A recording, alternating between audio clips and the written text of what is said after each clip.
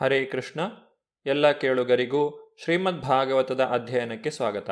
ಬ್ರಹ್ಮದೇವನಿಗೆ ಭಗವಂತನು ಉಪದೇಶಿಸಿರುವಂತಹ ಶ್ರೀಮದ್ ಭಾಗವತದ ಕುರಿತಾಗಿ ನಾವು ಹಿಂದಿನ ಸಂಚಿಕೆಯಲ್ಲಿ ನೋಡಿದ್ದೇವೆ. ಸಂಪೂರ್ಣ ಶ್ರೀಮದ್ ಭಾಗವತದ ಸಂದೇಶವನ್ನು ಬ್ರಹ್ಮದೇವನಿಗೆ ಭಗವಂತನು 4 ಶ್ಲೋಕಗಳಲ್ಲಿ ತಿಳಿಸಿರುತ್ತಾನೆ. ಭಗವಂತನಿಂದ ಬ್ರಹ್ಮದೇವನು ಪಡೆದಂತಹ ಈ ಒಂದು ಜ್ಞಾನವು ಪರಂಪರೆಯಲ್ಲಿ ವಿಸ್ತೃತವಾಗಿ ವಿವರಣೆಯನ್ನು ಪಡೆದಿದೆ. ದೇವೋತ್ತಮ ಪರಮಪುರುಷನಾದ ಹರಿಯು ತನ್ನ ದಿವ್ಯ ರೂಪದಲ್ಲಿ ಕಾಣಿಸಿಕೊಂಡ ಬಳಿಕ ಜೀವಿಗಳ ನಾಯಕನಾದ ಬ್ರಹ್ಮದೇವನಿಗೆ ಉಪದೇಶ ಮಾಡಿ ಅದೃಶ್ಯನಾದನು.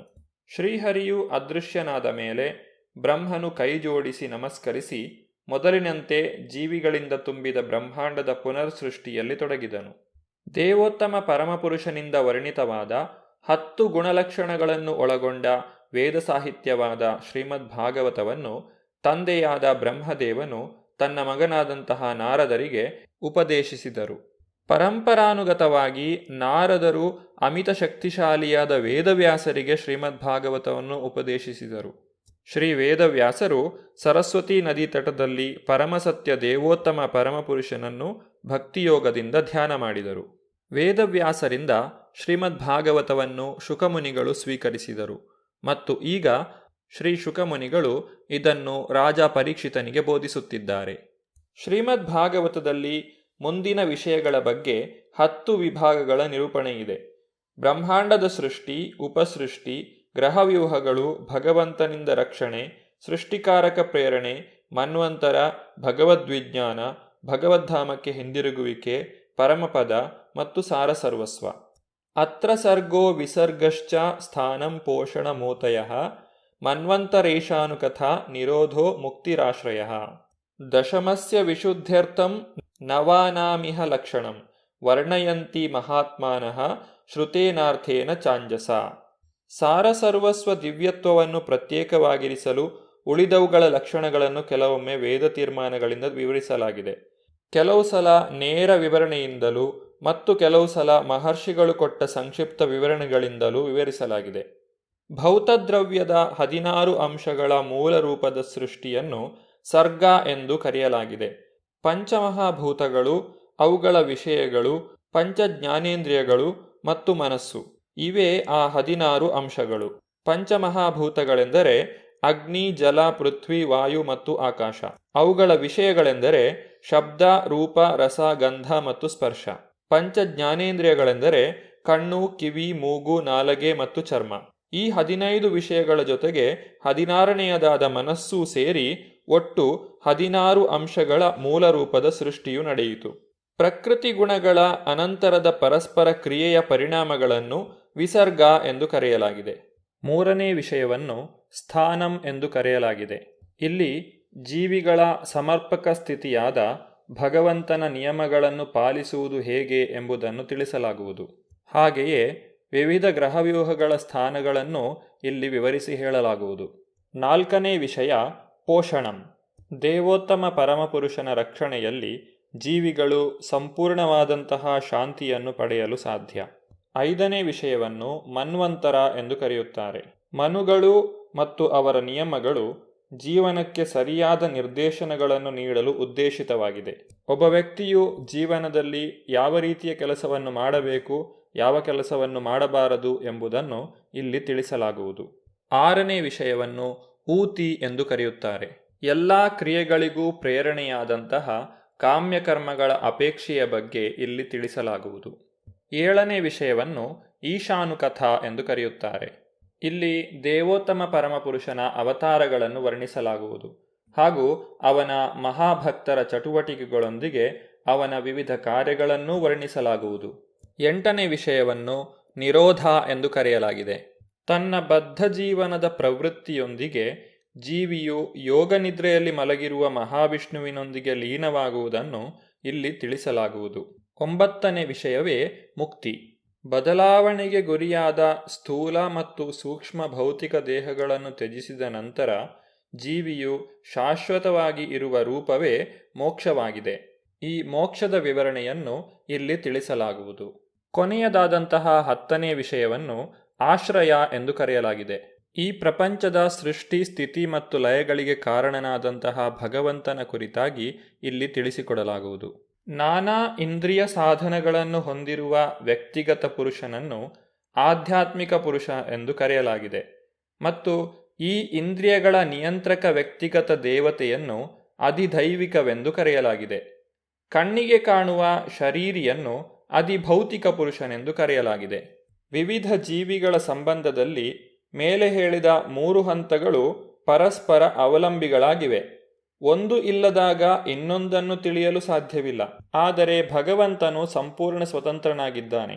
ಆತನು ಆಶ್ರಯನಿಗೆ ಆಶ್ರಯನಾಗಿದ್ದಾನೆ. ಆದ್ದರಿಂದಲೇ ಅವನನ್ನು ಪರಮ ಆಶ್ರಯ ಎಂದು ಕರೆಯುತ್ತಾರೆ. ಶ್ರೀಮದ್ ಭಾಗವತ ಮಹಾಪುರಾಣದ 10 ವಿಷಯಗಳನ್ನು ವಿವರಿಸಿದ ನಂತರ ಶುಕದೇವ ಗೋಸ್ವಾಮಿಗಳು ಪುರುಷಾವತಾರದ ಚಟುವಟಿಕೆಗಳ ಬಗ್ಗೆ ತಿಳಿಸಿಕೊಡುತ್ತಾರೆ. ಮೊದಲ ಪುರುಷಾವತಾರವನ್ನು ಕಾರಣೋದಕಶಾಯಿ ವಿಷ್ಣು ಎಂದು ಕರೆಯುತ್ತಾರೆ. ಆತನು ಅನೇಕ ಬ್ರಹ್ಮಾಂಡಗಳನ್ನು ಸೃಷ್ಟಿಸುತ್ತಾನೆ. ಎರಡನೆಯ ಪುರುಷಾವತಾರವನ್ನು ಗರ್ಭೋದಕಶಾಯಿ ವಿಷ್ಣು ಎಂದು ಕರೆಯುತ್ತಾರೆ. ಈ ಗರ್ಭೋದಕಶಾಯಿ ವಿಷ್ಣುವು ಪ್ರತಿಯೊಂದು ಬ್ರಹ್ಮಾಂಡವನ್ನೂ ಪ್ರವೇಶಿಸುತ್ತಾನೆ. ಆ ಪರಮ ಪುರುಷನು ನಿರಾಕಾರನಲ್ಲ. ಅವನು ಸ್ಪಷ್ಟವಾಗಿ ಒಬ್ಬ ನರ ಅಥವಾ ಪುರುಷನಾಗಿದ್ದಾನೆ. ಆದ್ದರಿಂದ ಪರಮನರನಿಂದ ಸೃಷ್ಟಿಯಾದ ದಿವ್ಯ ಜಲವು ನಾರ ಎಂದು ಪ್ರಸಿದ್ಧವಾಗಿದೆ ಮತ್ತು ಅವನು ಆ ನೀರಿನಲ್ಲಿ ಮಲಗಿರುವುದರಿಂದ ಅವನು ನಾರಾಯಣನೆಂದು ಪ್ರಸಿದ್ಧನಾಗಿದ್ದಾನೆ. ಎಲ್ಲ ಭೌತಿಕ ದ್ರವ್ಯಗಳು, ಚಟುವಟಿಕೆಗಳು, ಕಾಲ ಮತ್ತು ಗುಣಗಳು, ಅವುಗಳನ್ನು ಅನುಭವಿಸಲು ಉದ್ದೇಶಿತರಾಗಿರುವ ಜೀವಿಗಳು ಎಲ್ಲವೂ ಭಗವಂತನ ದಯೆಯಿಂದ ಮಾತ್ರ ಇರುತ್ತಾರೆ ಮತ್ತು ಭಗವಂತನು ಅವರನ್ನು ಉಪೇಕ್ಷಿಸಿದ ಕೂಡಲೇ ಪ್ರತಿಯೊಂದೂ ಇಲ್ಲದಂತಾಗುತ್ತದೆ.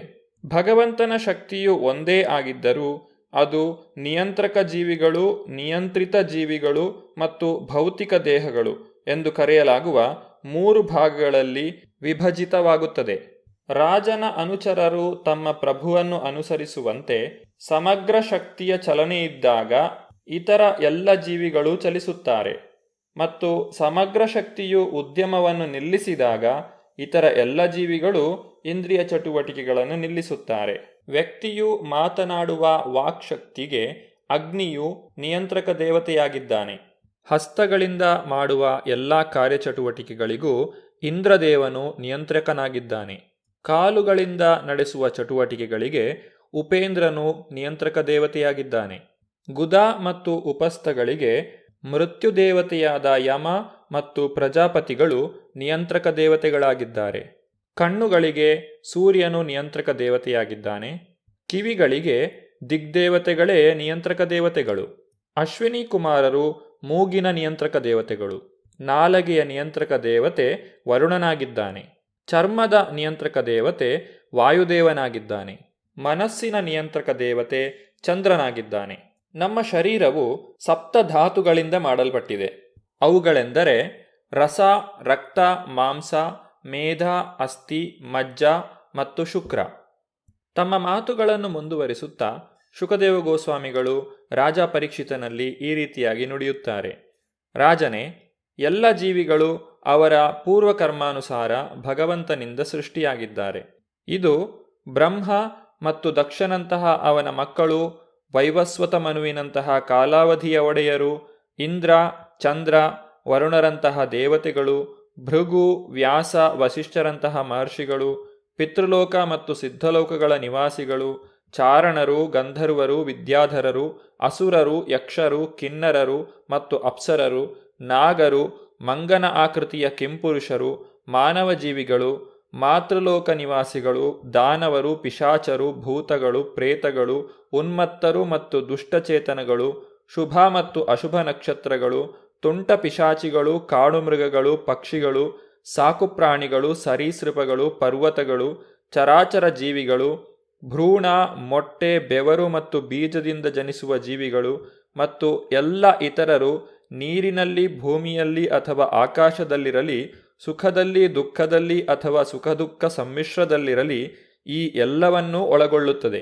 ಅವರೆಲ್ಲರೂ ತಮ್ಮ ಪೂರ್ವಕರ್ಮಾನುಸಾರ ಪರಮಪುರುಷನಿಂದ ಸೃಷ್ಟಿಯಾಗಿದ್ದಾರೆ. ಸತ್ವಗುಣ, ರಜೋಗುಣ, ತಮೋಗುಣಗಳೆಂಬ ವಿವಿಧ ಪ್ರಕೃತಿ ಗುಣಗಳಿಗೆ ಅನುಸಾರವಾಗಿ ಬಗೆ ಬಗೆಯ ಜೀವಿಗಳಿದ್ದಾರೆ. ಅವರನ್ನು ದೇವತೆಗಳು, ಮಾನವ ಜೀವಿಗಳು ಮತ್ತು ನರಕವಾಸಿ ಜೀವಿಗಳೆಂದು ತಿಳಿಯಲಾಗಿದೆ. ಒಂದು ವಿಶಿಷ್ಟ ಪ್ರಕೃತಿ ಗುಣವೂ ಕೂಡ ಇತರ ಎರಡರೊಂದಿಗೆ ಮಿಶ್ರವಾಗಿ 3 ಭಾಗವಾಗಿದೆ ಮತ್ತು ಹೀಗೆ ಪ್ರತಿಯೊಂದು ಬಗೆಯ ಜೀವಿಯು ಇತರ ಗುಣಗಳಿಂದ ಪ್ರಭಾವಿತನಾಗುತ್ತಾನೆ ಮತ್ತು ಅದರ ಸ್ವಭಾವಗಳನ್ನು ಪಡೆಯುತ್ತಾನೆ.